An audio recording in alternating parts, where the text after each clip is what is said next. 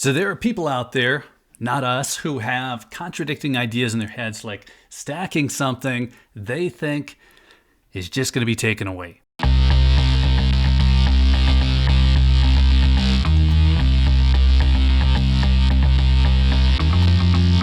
Gold confiscation.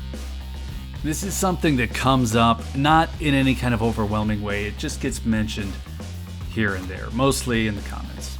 I've been listening to The Mandibles by Lionel Shriver, just a little bit of average fiction to fill some flight time. And that book, well, it revolves around total economic collapse in the United States. And sure enough, confiscation came up in that too. So this is like two videos in a row that I'm referencing books. It's starting to feel a little bit like a book club around here, but let's just be clear. I'm not bringing up any of this because I feel like it's prophetic or even agree that this story follows a likely path. I just think parts of this are interesting and they're relevant to what we talk about here. Before we get back to it, if you're looking for precious metals, hit up SD Bullion. New customers even get gold and silver for spot. That's sdbullion.com/new. So let's just start with that idea of gold confiscation. Now, I don't know where the idea stems from other than it happened in 1933. It could happen again. Now, theoretically, though, anything could happen. But the government would have political, it would have legal hurdles today that it did not have 91 years ago. It'd be much harder to pull off, and it would just result in far less benefit to the central government. But let's come back to some of these reasons why it just isn't likely.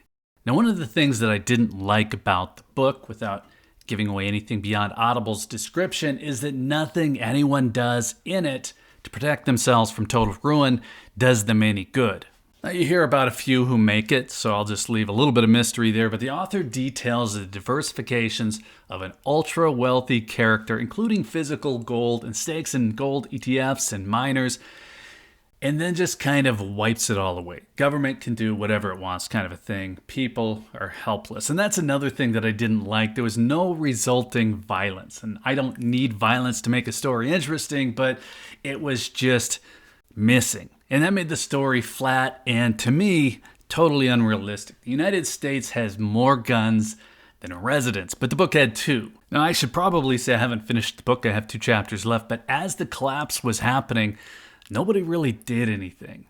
Now, one of the things I did like about the book is that it used complexity theory as a plot point. And what that means is that systems have become so complex that a small issue can roll into a big one. The author even calls it out by name, and that's kind of the whole book in a nutshell. One thing leads to another until everything is ruined.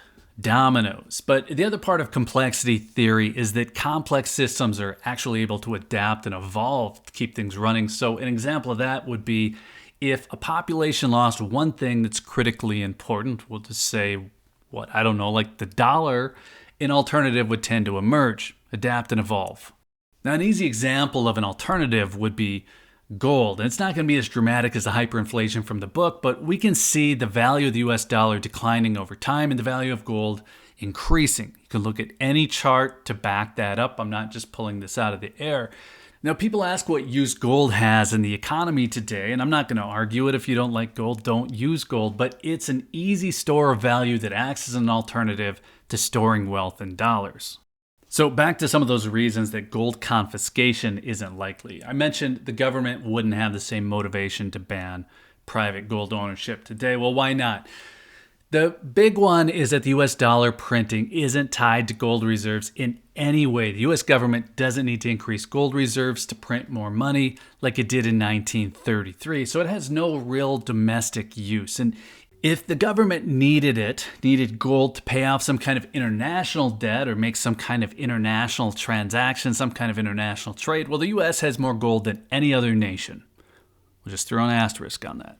Well, the asterisk is just there because it's hard to prove that, and I'm sure somebody's going to challenge the reported gold holdings in the comments. That's fine. Reported figures, though, show 8,133.5 metric tons of gold in reserves. And somebody's going to point out that those figures haven't been audited in recent years. We're all aware. But how much gold do private owners have? There isn't even an estimate for that because most people are barely even aware of the concept of hoarding gold today at all. Now, some of us have it, but it's not like 1933 where gold was still seen as money by the entire population. What else? Well, this is going to be less a reason gold confiscation is unlikely and more just a simple distinction between today and 1933. I mean, beyond the fact that we're no longer on a gold standard, which alone should be a big enough reason that it's just not likely. But during the Great Depression, the United States was not seeing US dollar inflation. It was seeing deflation. Now, some of you probably already knew that. Maybe some of you didn't. The value of US dollars during the Great Depression was actually stable and appreciating. The problem was that people had fewer of them and nobody was spending them. So this isn't making any sense. Why would people hoard gold if the US dollar was actually appreciating? Well, we only know that it was appreciating after the fact. What people would have felt at the time was a distrust of the banks because there was widespread concern about bank failures, and that was a real concern. There was also distrust of fiat dollars because of possible government currency manipulation. So why have a derivative paper currency that could be monkeyed with when you could just have the real money itself? Now, maybe you're thinking that's exactly like today, but there's a very small percentage of the population who thinks like that. So where I'm going with this is that this one thing, this gold confiscation idea, simply doesn't make any sense. Now, I know from the stats here that if I made a video saying that gold confiscation was coming, it'd be incredibly popular because apparently a big segment of YouTube viewers just really like to be told that we're all screwed. Now, I don't know why these channel owners are out there promoting gold, promoting precious metals, and then turning around and promoting government confiscation. Well, I mean, I do. They want the views, but the contradiction just makes no sense at all. It definitely does not help any viewers out there. Now, for those of us who would like to come up with an actual grown-up plan that might give us some wiggle room in an emergency, or just simply create a practical savings model that's going to outperform paper dollars, well, gold makes more sense. It's not just my opinion here. I'm making that statement based on charts. Gold has stayed well ahead of inflation over the years, and it doesn't show any signs of letting up soon. So what does wiggle room mean? Well, if you'd ask me what use gold has in a widespread economic issue, one where the US dollar collapses, well, I guess I like the life raft analogy. So if the dollar sinks, you don't sink with it. In other words, gold spikes while the dollar drops, which is really just saying that gold stays stable. So hopefully this doesn't feel unrelated. I think those two things go together. The idea of using gold and then just the simple logic that there's no reason the government is going to take yours away. At least not overnight. And I've said this over and over, but I don't expect an overnight collapse. I don't plan for it. I expect a slow decline. I expect complexity theory to lean toward the evolve and adapt route rather than the crash all at once route, the we're all screwed route. But really, if we look at this closely, all the same things happen in either case. The timeline's just different.